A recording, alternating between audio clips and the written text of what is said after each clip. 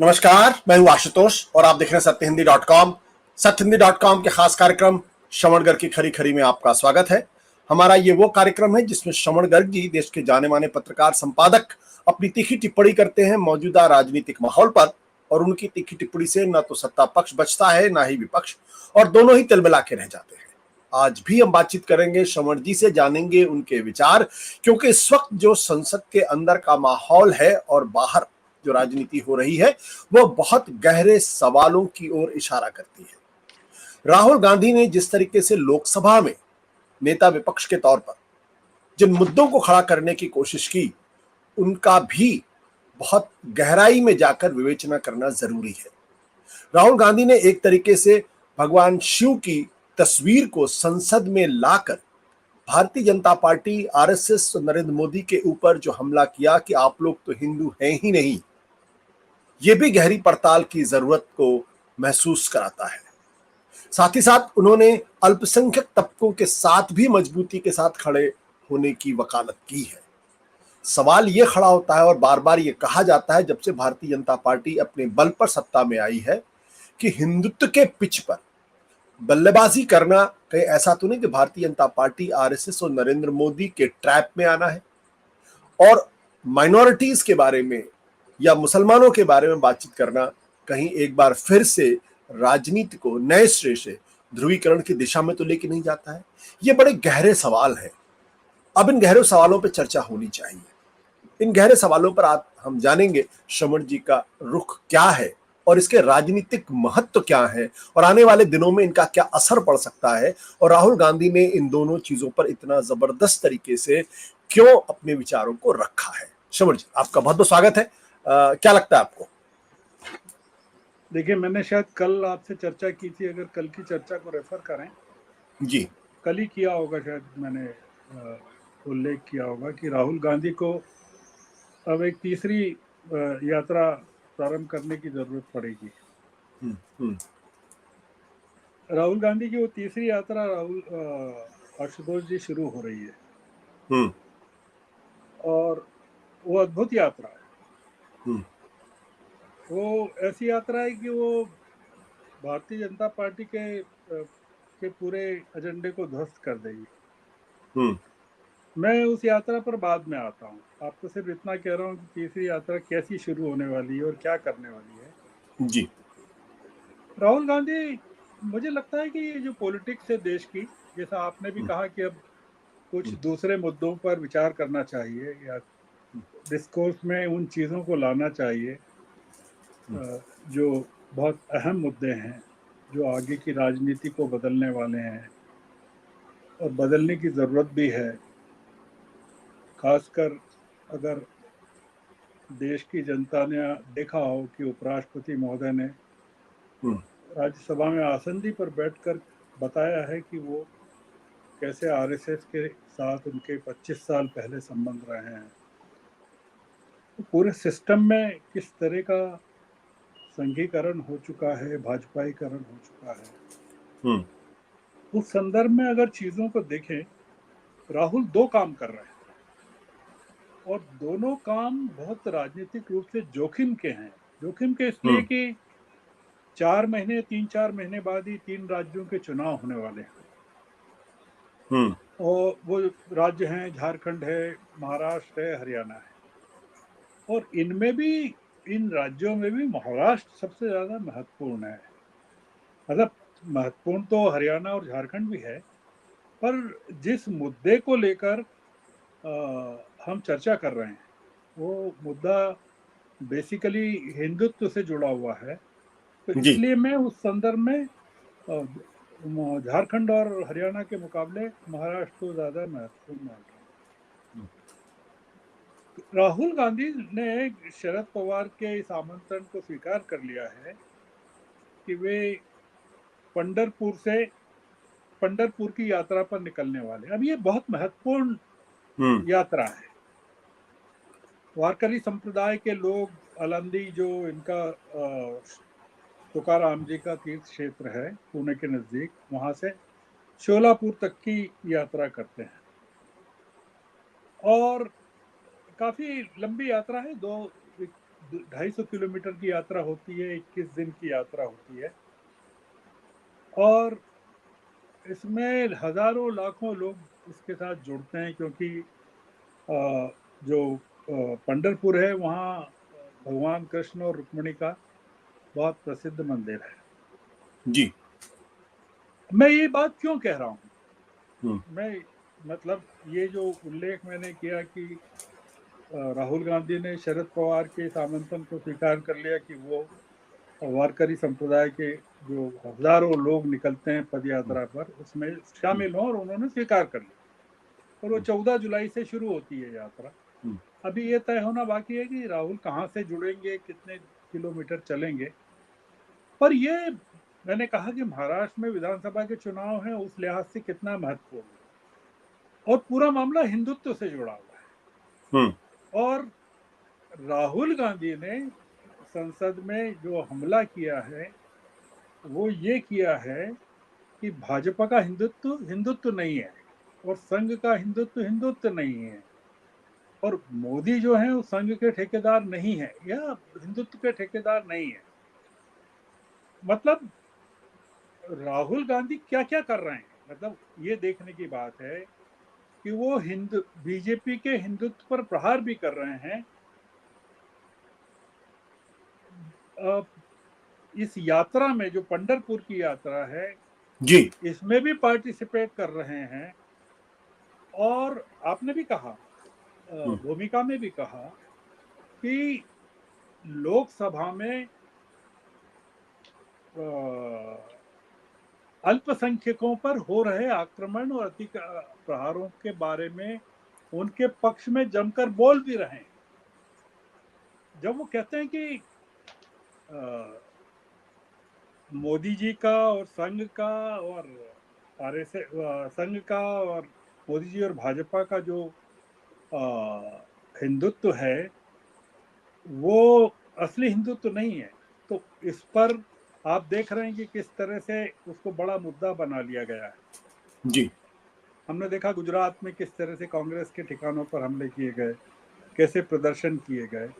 तमाम चीजें हम देख रहे हैं कि जो, मतलब गुजरात का मैं उल्लेख इसलिए कर रहा हूँ कि वो बीजेपी के लिए हिंदुत्व और मुस्लिम विरोध की बहुत बड़ी प्रयोगशाला है, जैसा कि राहुल गांधी ने पार्लियामेंट में कहा भी। और राहुल ने ये चुनौती भी दी है कि हम अ, गुजरात में अब जीतने वाले हैं, आपको हरा के दिखाएंगे। हम्म। अब ये पूरा जो मामला है कि राहुल गांधी क्यों ऐसा कर रहे हैं और क्या रहा है, मतलब तमाम जगह जो हम देख रहे हैं कि ये प्रोवोकेशन क्या है राहुल गांधी के लिए। बहुत कम लोगों ने इस पर डिबेट की है या इस पर जी। ध्यान दिया है कि 4 जून के बाद से, मतलब 4 जून के नतीजों के बाद से हम्म। देश भर में मुसलमानों पर या अल्पसंख्यकों पर, कुछ जगह तो ईसाइयों पर भी, मध्य प्रदेश में मंदसौर में की घटना है जैसे, हम्म। हमले प्रारंभ हो गए, हम्म। जबरदस्त तरीके से हो गए, जिसमें छत्तीसगढ़ का के दो जगह के हैं, जी। अलीगढ़ है, गुजरात है, उड़ीसा है, हिमाचल है, जोधपुर है, कोलकाता है, तेलंगाना है, और छत्तीसगढ़ में, मध्य प्रदेश में मंडला है, जावरा है, लखनऊ है, मध्य प्रदेश में मंदसौर है। ये पिछले 4 जून के बाद से कई तरह की घटनाएं, इसमें लिंचिंग भी है, फिजिकल अटैक भी है, बुलडोजर भी हैं, तमाम तरह की चीज है। अब ये तमाम चीजें बढ़ रही हैं, मतलब ऐसा लगता है कि भारतीय जनता पार्टी शासित राज्यों में एक जो लल था इन चीजों को लेकर, जो लोकसभा चुनाव के दौरान 19 अप्रैल से 1 जून के बीच में पूरी तरह शांत था, जी। पूरे मतदान, सातों चरण के मतदान के दौरान, चुनाव प्रचार के दौरान भी शांत था, चुनाव का नोटिफिकेशन हुआ उसके पहले से भी शांत था, और अचानक से 4 जून के बाद से ये सब शुरू हो गया है। तो ऐसा लगता है कि ये आकस्मिक, मतलब कोई प्लान्ड तरीके से या नियोजित तरीके से हो रहा है, मतलब ये कोई स्पॉन्टेनियस नहीं है। अब इसमें मुद्दा ये है, दो चीजें कि जी। राहुल ये जो काम कर रहे हैं कि एक तरफ तो वो अटैक कर रहे हैं बीजेपी के, संघ के हिंदुत्व पर, मोदी के हिंदुत्व पर, और दूसरी तरफ अल्पसंख्यकों का बचाव कर रहा है। हम्म। इसके कॉन्सिक्वेंसेस क्या हो सकते हैं, मतलब खासकर महाराष्ट्र जैसे प्रदेश में जहाँ चुनाव है और जहाँ हिंदुत्व एक बड़ा मुद्दा है, मतलब वहाँ की 288 सीटों में महाराष्ट्र विकास आघाड़ी के पास इस समय केवल 69 सीट्स हैं, हम्म। जो कि बहुत, मतलब 288 में केवल 69, और इनके पास करीबन बीजेपी, एनसीपी और शिवसेना जो शिंदे की है उनके पास मिला के 181 सीटें। हम्म। तो काफी बड़ा फर्क है, और महाराष्ट्र बड़ा क्रूशियल है हिंदुत्व के लिहाज से भी और विधानसभा चुनाव के लिहाज से भी। और खासकर जो सेटबैक लगा है अभी बीजेपी को, महाराष्ट्र में सबसे बड़ा सेटबैक लगा है लोकसभा चुनाव में, उसके मद्देनजर विधानसभा का चुनाव बीजेपी के लिए और बीजेपी के हिंदुत्व के लिए, आरएसएस के लिए बहुत महत्वपूर्ण हो गया। अगर हम्म। आप ध्यान दें तो पांचवें चरण के ठीक पहले, पांचवें चरण के मतदान के ठीक पहले आरएसएस ने मुद्दा उठाया था, इन्होंने, नड्डा ने मुद्दा उठाया था कि हमको आरएसएस की जरूरत नहीं, और हम्म। उस समय बम्बई के, मतलब महाराष्ट्र की 13 सीटों पर चुनाव होने वाले थे, और उसमें महाराष्ट्र की सीटें भी इन्वॉल्व थी, और उसमें उन सीटों में सबसे ज्यादा नुकसान बीजेपी को हुआ है, जो फेस था उसमें। इन तमाम चीजों को देखते हुए ये एक जो रिस्क है कि वो राहुल गांधी इस तरह की रिस्क क्यों लेना चाह रहे हैं, पहली चीज ये। हम्म। इसमें क्या शिवसेना का साथ मिलेगा उनको, कि जो जिस तरह के हिंदुत्व पर वो अटैक उन्होंने किया संसद में बीजेपी के, संघ के। हालांकि उद्धव ठाकरे ने उस बारे में सफाई दी है कि हमारा जो हिंदुत्व है वो बीजेपी के हिंदुत्व से अलग है, तो इसलिए हम्म। वो तो एक क्लैरिटी है। दूसरा मुद्दा ये है कि क्या तेलुगु देशम जैसी पार्टियां या नीतीश कुमार की पार्टी, जो बेसिकली अल्पसंख्यकों के समर्थन पर काफी आधारित है, निर्भर है, हम्म। वो उनका रवैया, राहुल गांधी जब खड़े होते हैं अल्पसंख्यकों के समर्थन में, तो क्या वो राहुल गांधी का विरोध करेंगे कि राहुल गांधी का समर्थन करेंगे। तो ये जो पूरा का पूरा मामला है, पूरे के पूरे पॉलिटिकल नैरेटिव को चेंज करने की जो राहुल ने पहल की है, जो बड़ी, मैं उसको बहुत ज्यादा साहसपूर्ण और ऐतिहासिक इसलिए मानता हूं हम्म। कि मोदी जी ने संसद के अपने भाषण में एक जो आक्रमण किया वो ये किया कि जो कांग्रेस है वो तुष्टीकरण की नीति अपनाती है, और भाजपा संतुष्टीकरण, उन्होंने एक जो शब्द कॉइन किए हैं, हम्म। तुष्टीकरण और संतुष्टीकरण। तो हम्म। एक तो ये मुद्दा है। दूसरा, राहुल के इस दृष्टिकोण का या इस स्टैंड का दुनिया में क्या असर पड़ेगा, मतलब दुनिया के 50 के करीब मुस्लिम देश, उन 50 के करीब मुस्लिम देश, और 200 करोड़ के करीब मुस्लिम पॉपुलेशन जो दुनिया की है, हम्म। 25%, राहुल ने अपने एक झटके से पूरे के पूरे नैरेटिव को बीजेपी के खिलाफ कर दिया है। हम्म। वो ठीक है, मतलब इंटरनेशनली वो ठीक है। क्या हिंदुस्तान का जो हिंदू है, वो जो जिस चीज को लेकर मोदी जी को सत्ता में लाया था 2014 में और 19 में, क्या वो राहुल के इस नए अवतार को, कि जो मुस्लिमों के समर्थन में खड़ा होता है और बीजेपी, संघ और मोदी के हिंदुत्व के खिलाफ खड़ा होता है, उसको इंडोर्स करेगा कि नहीं करेगा। क्योंकि जिस हम्म। हिंदू ने लोकसभा चुनाव में राहुल के साथ खड़ा हुआ और वोट दिए, महाराष्ट्र में वोट दिए, उत्तर प्रदेश में वोट दिए, बंगाल में ममता को वोट दिए, पंजाब में दिए, तो वो जो हिंदू है या तमिलनाडु के हिंदू ने दिए या केरल के हिंदू ने जो दिए, क्या वो इसको एंडोर्स करेगा जिसको मोदी जी माइनॉरिटी अपीसमेंट की पॉलिसी कहते हैं?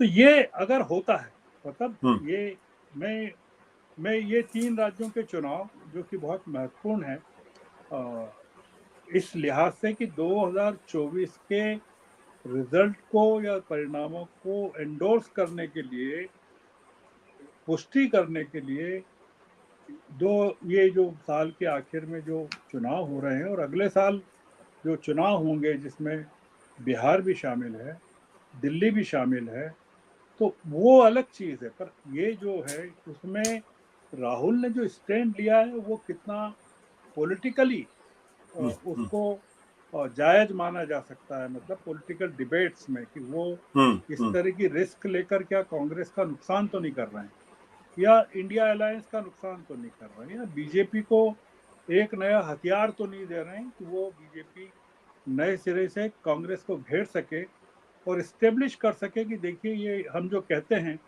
कि ये पार्टी हिंदुओं की विरोधी है और मुस्लिम तुष्टीकरण इसकी जड़ों में है। तो मैंने सोचा कि ये एक ऐसा टॉपिक है जिसको पब्लिक डिबेट में डालना इसलिए जरूरी है कि ये आने वाले दिनों में चुनाव के दौरान, क्योंकि बीजेपी के पास हिंदुत्व के अलावा कोई मुद्दा नहीं है जिसको कि वो चुनाव के दौरान जनता के बीच में ले जा सके, तो वो इस मुद्दे को जो राहुल गांधी ने खड़ा किया है, क्या उसको हथियार बनाकर इंडिया अलायंस को नुकसान पहुंचा सकती है और पूरे के पूरे 2024 का जो इलेक्शन है जिसके रिजल्ट हैं उसमें कोई सेंध लगाने में सफल हो सकती है क्या? और अगर होती है तो फिर उसको आप ये मान लीजिए कि बीजेपी ने बहुत बड़ी मतलब जीत हासिल की है और काफी रिवर्स किया है चीजों को। जी। Thank you sir. ठीक है सर।